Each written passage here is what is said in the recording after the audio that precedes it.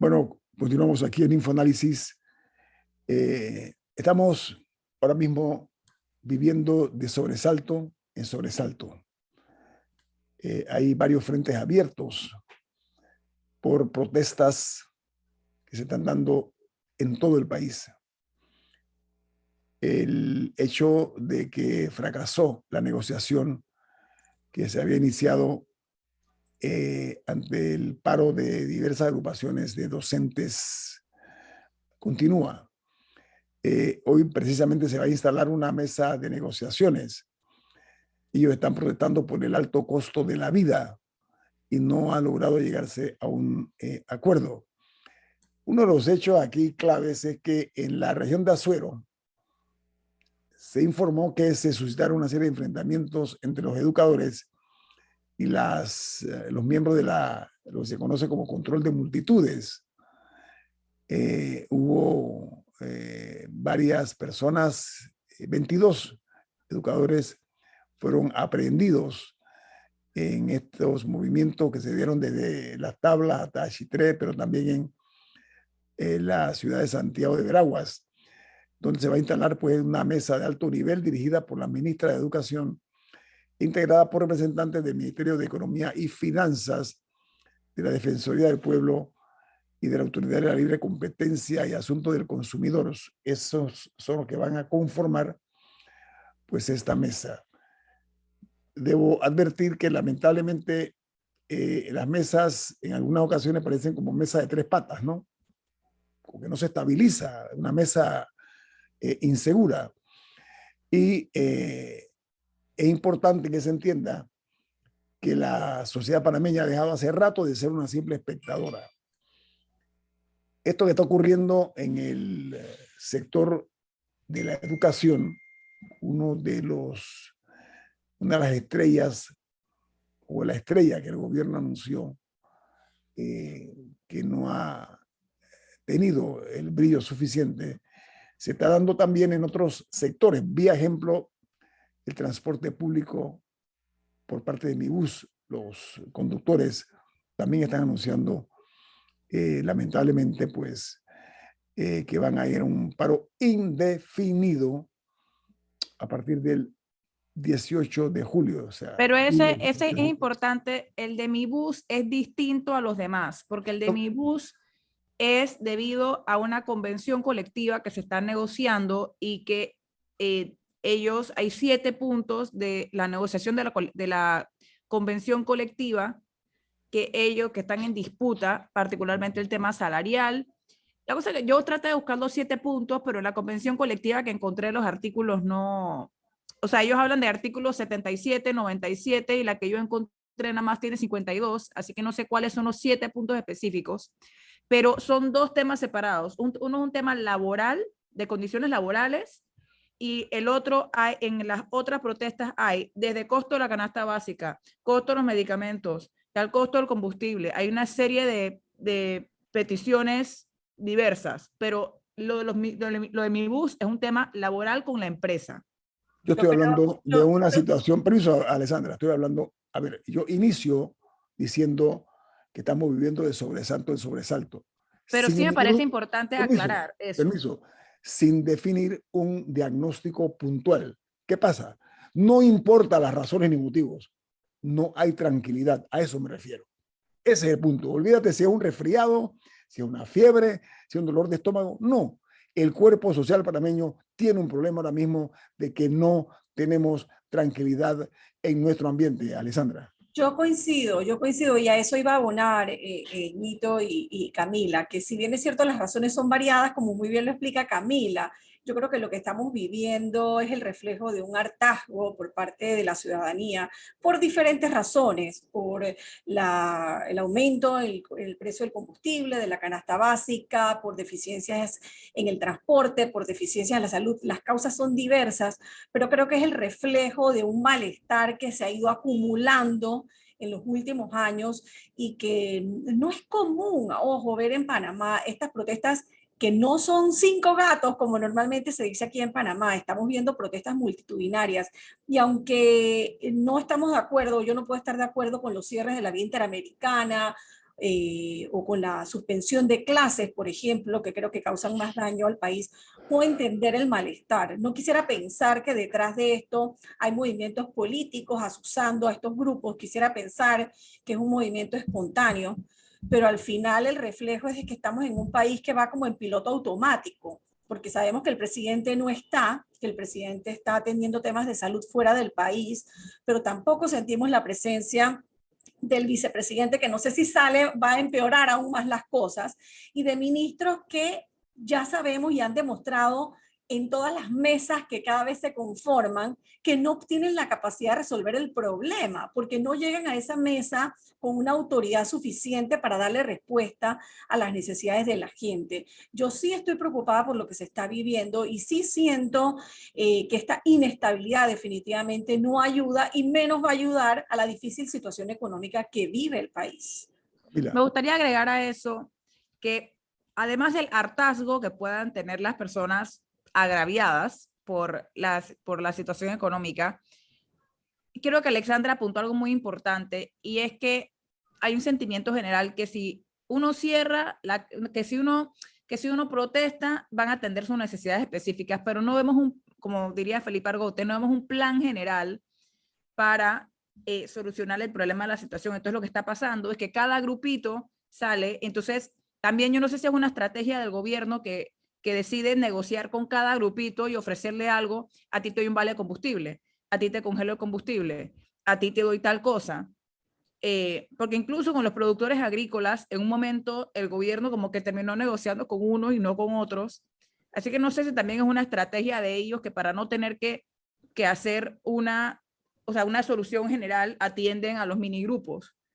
Pero verdaderamente, yo no, por lo menos no recuerdo haber visto algún funcionario verdaderamente de alto rango diciendo a la población en general, vamos a atender esto así. Nada más hemos visto los resultados de negociaciones pequeñas.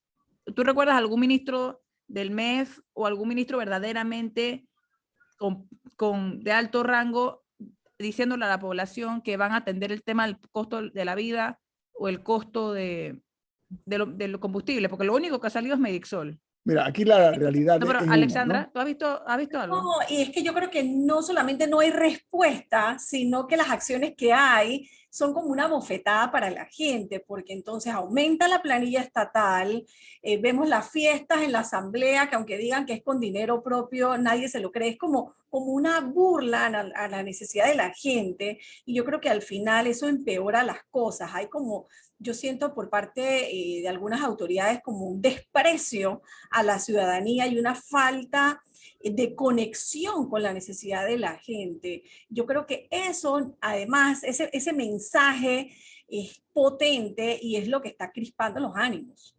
Miren, la experiencia vivida que nos da la vida, afortunadamente, de ver durante 3, 4 décadas, ¿ok? Lo que ha venido sucediendo en Panamá tiene un componente explosivo, y es que estamos saliendo de una lamentable situación que nos ha dejado la COVID-19. No hemos terminado todavía. Entonces, hay que evitar el detonante de las emociones, porque eso mueve a la indignación. Seamos juiciosos. A ver, vamos a ponerlo de esta manera. Hay una responsabilidad que tienen los funcionarios, ¿sí? Y cuando hay responsabilidad y hay sentido común y hay compromiso con el cargo que ocupan, cuidando la dignidad no únicamente del cargo, sino de sus nombres y apellidos de las personas que están a cargo de cada uno de estos cargos, perdonen la redundancia, o responsables de estos cargos, deben comenzar ya a buscar. Primero, el gobierno debe tener equipos de negociadores, ¿sí? Unos expertos en cada área. Si el PRD tiene 700,000 personas, estoy seguro que en el PRD debe haber grupos mínimos, por lo menos, de personas o de entes pensantes que sepan negociar. No personas que tengan problemas auditivos, que intenten ensayar el diálogo de sordos, el diálogo entre sordos. Porque esto no es una situación ya de echarle más cuento a la gente. Hace mucho rato La gente ha despertado, ¿saben por qué? Porque han sido engañados muchísimas veces. No, no, no te preocupes. Hey, la solución viene. Ve, Juancito, encárgate tú. Y al final del camino es una solución nada más que un parchecito en heridas que han ido lamentablemente creciendo cada vez más. Hago un llamado en alta voz o en voz alta a quienes hoy están montados en ese tren pasajero del poder, donde ya se subieron al tren y en muy poco tiempo les va a tocar bajarse en el andén ese de la vuelta a la realidad.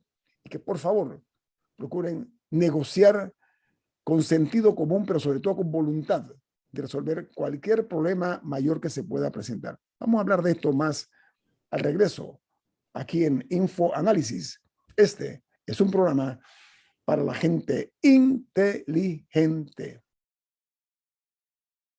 Amigos, lo cierto es que hay más incertidumbres que certezas en cuanto a la acción y reacción de los funcionarios de gobierno.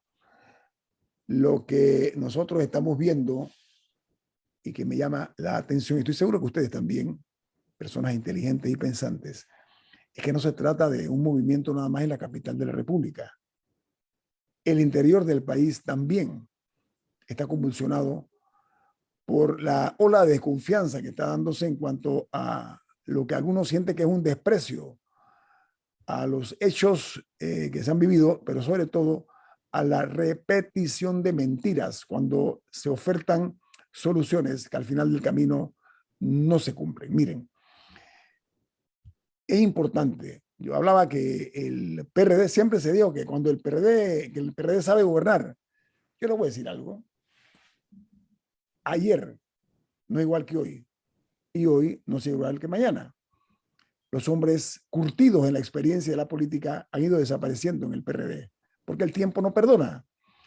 Y todo parece indicar que las nuevas generaciones de PRD, si lo digo con las consideraciones propias, porque tiene valiosas, muy valiosas unidades del PRD, aparentemente esas personas, esos entes pensantes que tienen experiencia, que tienen conocimiento, que saben cómo se hacen las cosas, muchos de ellos he escuchado que no son tomados en consideración sus criterios, sus experiencias y sus conocimientos. El llamado de atención es oportuno para que de una vez y por todas, sobre todo porque el presidente de la República, lamentablemente, porque lamento mucho por el trance que está pasando en cuanto a su salud. Ahora, esa responsabilidad descansa sobre un equipo o sobre su equipo de gobierno. Y quiero yo pedir que reflexionen sobre este momento que estamos viviendo. Porque una pieza fundamental para rechazar el oprobio es saber escuchar. Y gobernar es el arte de saber escuchar. Pero no únicamente escuchar, porque los problemas no se reconocen, los problemas se satisfacen. Así de fácil. Entonces vamos a esperar que ante todos estos movimientos que hay de disconformidad y de enojo popular, prime en quienes corresponde hoy tener en sus manos las riendas de la administración pública, que Dios nos ilumine para que comiencen a ver un poquitito menos hacia los cielos, hacia las estrellas, y miren en la tierra esta en la cual tienen que caminar, y que parece que algunos están levitando, no están tocando con las suelas de sus zapatos la tierra. Diga, Camila. Sí, un par de cosas. La primera es que me gustaría destacar, y lo ha dicho Alexandra también, que el interior no es que se está sumando a las protestas y no es que está participando también. El interior al final del día ha sido el epicentro verdaderamente de las principales protestas y paralizaciones. Lo fueron los conductores agrícolas en Chiriquí y partes de Veraguas, las recientes manifestaciones, enfrentamientos que hubo en Veraguas, que creo que también incluían a docentes y diversos grupos, han sido los principales focos de manifestación, han estado del otro lado del puente. Así que sí me gustaría destacar eso. Y también, algo muy importante en cualquier negociación o proceso en donde existe discordia es la confianza. Y me parece que el gobierno no ha hecho lo suficiente para merecerse esa confianza. Cuando vemos cosas como hace un par de fines de semana, cuando estaba recién empezando el paro agrícola, yo recuerdo que el sábado yo escuché, no me lo contaron, yo escuché cuando dijeron que se había llegado a un acuerdo de los 11 y era el congelamiento del precio de combustible en 3.95. Y el lunes, 2 días después, misteriosamente había cambiado a un vale de combustible, que los conductores agrícolas decían que no era suficiente. Entonces, si se negoció algo el sábado y se acordó el sábado porque el lunes ya había cambiado, y al final, días después, el acuerdo al que se llegó fue aumentar el vale. Recuerdo que el más alto original, que el lunes había sido 1.200, y para el día que se terminó de negociar lo habían aumentado a 1.500. Pero igual, o sea, ese cambio en la conversación no es bueno en ninguna negociación y puede servir como una señal de alerta para otros grupos y los conductores agrícolas fueron juiciosos porque ellos dijeron, llegamos a este acuerdo, pero seguimos en vigilia. Hay muchas personas que dijeron, ¿por qué si ya acordaron? Bueno, estamos viendo por qué. Y el tercer punto que quería mencionar en esta intervención era que, regresando a lo que mencionaba más temprano, de que no vemos un mensaje generalizado, eso incluso aplica al informe a la Nación que dio el presidente el 1 de julio, donde la noticia más importante fue la eliminación de la obligatoriedad de la mascarilla, pero en un momento en el que ya había cierres, en el que ya había una asfixia generalizada por el tema del combustible, constantes quejas fundamentadas, porque sí ha aumentado el costo de la vida. Todas estas cosas se estaban dando y yo no las vi reflejadas en el informe del presidente de la República. No siento que él le dijo a la gente, sé que están pasando por algo difícil. Me faltó en su mensaje algo que verdaderamente atendiera esa angustia que tiene la población. Así que yo sí creo que hay un nivel de desconexión muy real. Bien. Yo Sí, creo que Alessandra, por favor. sí, yo creo que es por allí, Camila. Yo creo que la desconexión con la necesidad y con la realidad nacional es lo que está generando la molestia y la cantidad de mensajes contradictorios que se están enviando. Cuando piensas que con un subsidio de unos cuantos cientos vas a tranquilizar a la gente, eso no está siendo suficiente para satisfacer las necesidades básicas. Yo creo que el tema de los medicamentos también no llenó las expectativas. Y creo que sobre todo los mensajes contradictorios que todos los días recibimos. Tiene un Ministerio de Obras Públicas que dice que no tiene presupuesto para tapar los huecos de las calles y a los días anuncia, y estoy poniendo un ejemplo sencillo, anuncia que va a crear un app para través vamos a hablar de eso ahora después, Alessandra. para que a través de un app la gente denuncie. Pero perdón, no necesitas un app. Agarra el carro, sal a la calle y te vas a encontrar los huecos. Tienes un montón de gente que está necesitando trabajar. Crea equipos de trabajo en las comunidades, con las juntas comunales. Pon a conectarte con esos no sé cuántos corregimientos que ahora tenemos, a que entren a trabajar con la gente. Yo creo que no estamos inventando la rueda, yo creo que eso se ha hecho otras veces aquí. No, pero aquí queremos, vuelvo con lo mismo, las mega obras, los mega contratos que levantan siempre las grandes sospechas porque terminan beneficiando a las grandes empresas, a los grandes consorcios y no a la gente que de verdad necesita resolver sus problemas. Hay una gran desconexión entre la necesidad de la gente, resolver problemas y a dónde estamos apuntando los presupuestos. Aquí no es que no hay plata, aquí hablamos de millones y de miles de millones de dólares todos los días. Acabamos el Consejo de Gabinete de aprobar un aumento a la deuda, pero ¿a dónde se va esa plata? Y no es al bolsillo del panameño común. Y yo creo que eso es lo que tiene harta a la gente. Bien, mira, yo tenía guardado el tema del Ministerio de Obras Públicas. Hay funcionarios que no distinguen la línea entre lo serio y lo jocoso. Yo quiero pensar que es una broma de mal gusto salir en este momento y a esta hora el ministro de Obras Públicas, un hombre cuasi invisible, ¿sí? Que no se le ve en las calles, como han hecho otros ministros de Obras Públicas, observando la problemática tan crítica que estamos viviendo los que transitamos por estas calles de Dios, ¿sí?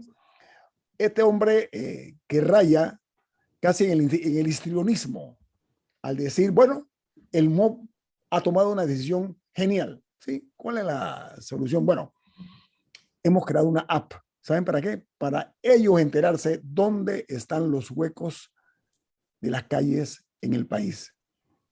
Señor ministro, le invito a que haga como el resto de nosotros los mortales. Móntese en su auto, no en el auto del Estado que usted luce, móntese en su automóvil y dése varias vueltas por la capital de la República y al propósito después del fin de semana se ve al interior de la República para que usted sufra lo que nosotros sufrimos todos los días. Así que salirse con esa broma agria que lacera, lastima la inteligencia de nosotros, de decir, señores, hemos encontrado una solución, una app que nos va a decir dónde están los huecos. No, los huecos, los cráteres son visibles. ¿Saben qué? Ya debemos comenzar a detener lo que para algunas personas casi que raya en la burla.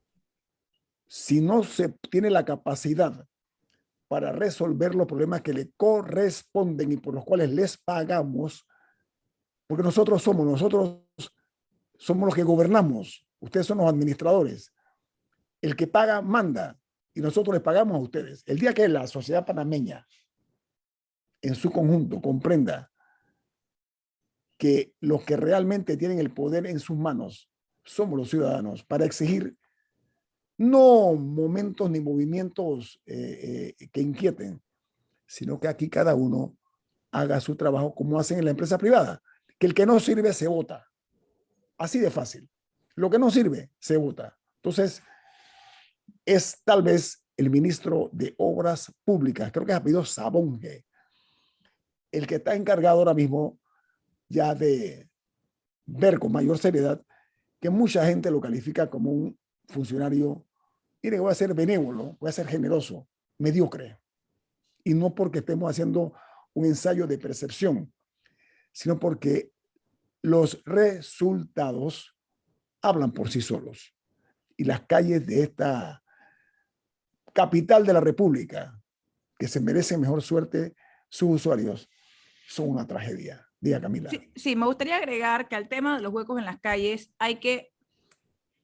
no es justo entregarle toda la responsabilidad al MOP, porque muchos huecos o problemas en las vías tienen que ver con tuberías dañadas o que se rompen y que van socavando la calle. Así que el IDAN también tiene un nivel de responsabilidad que debe atender cuando ocurren algunas de estas cosas, porque el MOP puede seguir emparchando, pero el arreglo profundo a veces no necesariamente es atendido. Sí me gustaría añadir eso, porque me parece un tema de justo, hay que incluir a todos los responsables. Ok, yo estoy de acuerdo, pero ¿saben qué? Yo recuerdo que aquí nosotros pusimos una queja. Y adicional a eso... Permiso, Camilo, un momentito. Nosotros pusimos una queja porque vimos que en la avenida Ricardo, eso fue el año pasado, ¿eh? Que la avenida Ricardo J. Alfaro, una vía que se amplió, que se ensanchó, que es de hormigón, tiene varios paños que son trampas de muerte, que son unos huecos que son inaceptables en una vía tan transitada como esa. Y ¿saben qué? Recientemente el destino es así. El destino se burla de la gente. Un automóvil cayó en una de estos tramos inconclusos de la Ricardo J. Alfaro. Yo me imagino que le habrán dicho cuánto cuesta los daños de su carro. No se preocupe, se lo vamos a pagar. Ojalá así sea. Pero es una pena, rayando en la vergüenza, que esa es una de las vías, repito, con mayor movimiento vehicular en la capital de la República y una de las vías que más soluciona los miles de panameños, decenas de miles de panameños que transitan entre, por ejemplo, Tocumen, San Miguelito, etcétera, con la capital del país. Que todavía se vean estos tramos, que son unas losas que no se han construido. La verdad no, que definitivamente la toma muerto es un serio problema de incumplimientos por todos lados, de acuerdo. Pero eso es cierto al mismo tiempo de lo que dije, que en muchos de los huecos que hay en diferentes calles de la ciudad tienen que ver con agua. Y que si al final solamente... Pero al final es el gobierno el que de Equipo, tiene la acuerdo, de equipo, acuerdo. y tiene que equipo, tener un trabajo coordinado. Si el equipo. plan pica porque hay una fuga de agua, al final no pueden parapetar Oye, y dejar eso peor de lo que estaba. un corte. Y más allá de los daños a los vehículos que lo son, es que hay daños en la carretera interamericana que rayan en lo irresponsable, van a provocar una tragedia. Estoy segura que muchos de los accidentes que ocurren en la carretera tienen que ver con conductores evitando los cráteres que hay. Es una Sí, irresponsabilidad y alguien tiene que dar la cara por eso. eso es falta de planificación y de coordinación. El gobierno debe manejarse como una orquesta, tener un buen director de orquesta y que todos estén afinados, que cada uno toque su instrumento para que salga una melodía aceptable al oído de la gente. Hay director. Sí, Vamos bueno, al, vamos al corte comercial. Esto es Info Análisis, un programa para la gente inteligente. Amigos, vamos a dar un giro de timón. Usted iba a proponer algo, un tema, Camila. dos temas.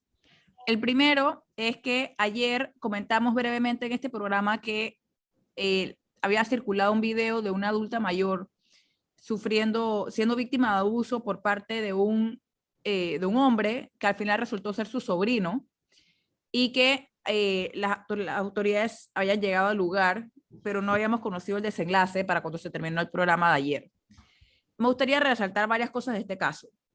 Uno es que aparentemente el agresor era el sobrino y era el que la cuidaba, entre comillas, porque los hijos estaban todos fuera del país.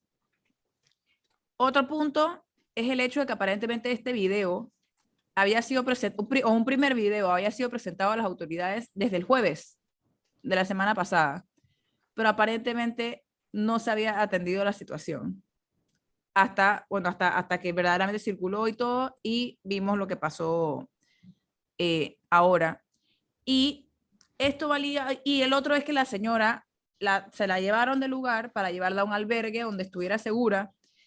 No entendí muy bien por qué no arrestaron al señor ahí mismo, si él estaba en el acto, porque él estaba ahí, se quedó en el apartamento después de que las autoridades se fueron y más tarde en el día se fue. Pero no entendí, y no sé si alguno de ustedes sabrá, por qué las autoridades no lo arrestaron si había evidencia clara sobre su agresión, o al menos sospechas, si querían decir que era la parte de atrás de su cabeza, que había que comprobar que había sido él. Igual, no me quedó claro por qué las autoridades no se lo llevaron esposado por ahí mismo. Sí me gustaría retomar lo que mencionaba ayer, que el cuidado del adulto mayor, siento que no es un tema al que le prestamos suficiente atención. Y lamentablemente hay muchas cosas que se dan con el adulto mayor, familiares que nada más los utilizan para cobrar el dinero de, por ejemplo, de 120 a los 65, luego les quitan el dinero, algunos que son abandonados particularmente cuando hay fiestas en hospitales para que alguien más los cuide. Hay que ver cuánta infraestructura existe, qué tipo, Don Milton hablaba de programas sociales para el adulto mayor, porque siento que es una población a la que no le prestamos suficiente atención y al final no se puede confiar en que algún familiar por amor los va a atender. O sea, tiene que haber algún tipo de infraestructura o de planes para ellos. No sé, porque al final es un tema económico también. Hay una situación real. En el caso de los adultos mayores, muchas ocasiones los propios hijos son malagradecidos, ¿sí? Son desleales, son infieles a principios elementales del agradecimiento por quienes no únicamente los trajeron al mundo, sino que han forjado sus vidas y sus futuros. Entonces, cuando vemos hijos que golpean o maltratan a sus padres, o que buscan la solución más práctica, ¿no? De ver cómo aprovechan la condición precaria de la salud de algunos padres. Y son nada más considerados cuando hay un problema. Ahí tienen papá y mamá. Y somos testigos de la manera como se maltrata, se ultraja públicamente, con un desfachatez y un descaro total, hijos e hijas a padres y madres. Eso tiene que ver mucho con el hogar, pero también tiene que ver algo de sangre negra, porque aquella persona que no tenga agradecimiento obligado por las circunstancias con quienes han sido sus guías y lo que han logrado que tengan un futuro, me parece a mí que es un asunto de calidad humana. Va por ahí. Esa es una. Por eso tiene que haber políticas públicas y reglas claras que protejan a una población vulnerable, así mismo como hemos hablado del caso de los menores, de los niños, y que ha hecho tantos titulares y que a la larga no queda en nada. Creo que este caso trae a la luz una realidad que está allí y no es de ahora y que muchas veces no vemos. Yo creo que sí hace falta un plan, ¿no? Un plan de Estado para atender a esa población, y creo ¿Y que es sabes lo que qué? apunta Camila, ¿no? ¿Y sabes qué? Sí, porque lo que yo decía que no, o sea, uno no puede basarse en que va a haber amor y agradecimiento. No, no, tiene que haber una red de protección. Y el que tenga familiares que lo quieran y que lo vayan a cuidar, excelente, buenísimo y felicidades por esa persona. Pero tiene que haber los mecanismos para un cuidado básico general. Mire, el problema Y que se está respuesta dando... rápida, además, ¿no? Sí, no, pero Sí. lo que yo he sido testigo, yo he visto, lamentablemente, como estoy seguro que muchos de ustedes, que estos casos no se dan nada más en las clases populares. Hay un mal entendimiento de eso en todas las clases sociales, hasta las que están a aquellos niveles donde hay poco oxígeno para respirar, en las alturas, hasta los que están en las llanuras, todos tienen este tipo de sufrimiento por precisamente Abandono. la falta de calidad humana y reitero yo de mal agradecimiento. Lo que pasa es que cuando tienes el recurso para contratar una ayuda o tener un personal que te dé alguna asistencia, de pronto no lo estoy justificando, pero puede pasar un poquito más desapercibido. Lo que pasa es que en casos en donde la persona requiere de la atención de otro para asearse, para alimentarse, para sus necesidades básicas, la situación ya es de vida o muerte, es de subsistencia. Y en este Alessandra, caso que vimos fue de horror, porque además la señora te presentaba moretones y golpes, o sea, era un evidente maltrato, mucho más del maltrato No, psicológico. y no sabemos hasta dónde llegó, desde cuándo fue, las circunstancias en las que quedaron ahí. O por ejemplo, yo preguntaba ayer y no encontré una respuesta. La casa, el apartamento, ¿es de la señora o es del señor? Porque también si es de la señora, no hay razón por la que ella se tenga que ir y que él se quede con el lugar. O sea, ese tema también me parece importante destacarlo. Antes que nos quedemos sin tiempo, el segundo tema que yo quería traer a la mesa... Permítame agregar algo a la parte humana, porque se ha pretendido trivializar el concepto de la responsabilidad de los hijos con los padres como lo tuvieron los padres con los hijos en su momento. Es una inversión de factores. El agradecimiento tiene que convertirse en un hábito en la familia panameña. Porque lo que pasa es que si observamos objetivamente, somos una sociedad que nos hemos mercantilizado. ¿Sí? Todo se ve en función de dinero. Alguien tiene éxito en la vida porque tiene un negocio exitoso. Pero ¿cuántos tienen éxito como padres y como madres? Esa es la pregunta. Y si nos vamos a las clases populares donde hay muchas familias disfuncionales. En todas las clases hay familias disfuncionales de diferente tipo. Bueno, voy del piso al techo, después bajo del techo al piso. Comienzo por el piso para después subir. Pero también tenemos otro tema sociales. Esto se ve en el sector popular, pero también se ve en todos los elementos que conforman la pirámide social. Diga, Camila, está ansiosa usted por el otro tema, sí, ¿no? porque tenemos otro tema, y es que ayer se dio a conocer que un cura de una iglesia en Juan Díaz, creo que del Carmen, en Juan Díaz, que fue condenado mediante acuerdo de pena a 60 meses de prisión, y además que no va a poder, y una vez que salga no va a poder trabajar por ese mismo tiempo en parvularios u otras áreas en las que tenga contacto con niños, debido a que se comprobó que hubo actos libidinosos agravados contra un menor de edad. La denuncia se dio a conocer el pasado 26 de junio, según le escuché a la fiscal Zuleika Moore, y la primera audiencia se dio el primero, y bueno, ya se conoció que hubo ese acuerdo de pena. La Arquidiócesis de Panamá emitió un comunicado en el que dice, en el que ponen el nombre del señor incluso, y dicen que este fue cesado de sus funciones pastorales al recibirse una denuncia sobre acto libidinoso contra un menor de edad, que inmediatamente se conoció la información, se contactó a la familia del menor y se les acompañó ante el Ministerio Público donde se presentó la querella respectiva, y que también han ofrecido la atención espiritual y psicológica al menor y a su familia, y reiteraron el compromiso que tiene de la tolerancia cero frente al abuso.